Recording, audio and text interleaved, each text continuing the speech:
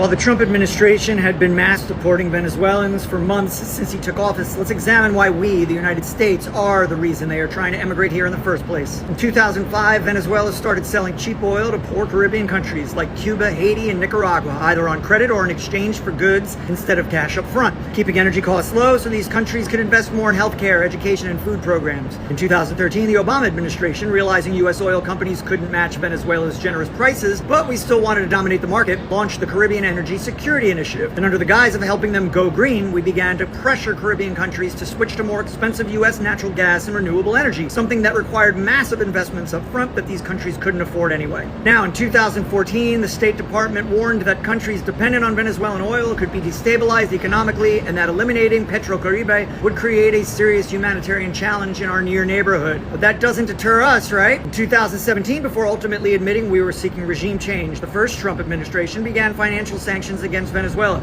preventing them from accessing U.S. banking and borrowing money, making it illegal for companies worldwide to buy their oil if those companies wanted to do business with the U.S. And since oil was what Venezuela's economy was mostly based on, 90% of their government revenue dried up almost overnight. We also blocked food and medicine imports, seized Citgo, a U.S.-based oil company owned by Venezuela, and froze $24 billion in their government's assets in U.S. banks. So now, since Venezuela couldn't afford to keep subsidizing oil to Cuba, Haiti, and Nicaragua, those countries had to cut social programs, leading to massive protests and emigration. 7 million people from Venezuela alone fled. 40,000 died from the medicine blockade. And until the Supreme Court stopped it, until a few months ago, we were deporting Venezuelans without trials, paying El Salvador to imprison them. To sum up, we destroyed a program keeping millions fed and housed because it threatened our profits. We knew there would be a refugee crisis, and as soon as that happened, we blamed them and used the crisis to win elections. While this follows the same playbook we used in Guatemala, El Salvador, and Nicaragua, where governments were achieving progress by using their own resources for their people, and then we destroyed them and blamed the chaos on socialism, Venezuela has had internal problems. U.S. sanctions have made everything much worse, cutting off Venezuela's ability to recover, causing people to die from lack of medicine, and forcing millions to flee here.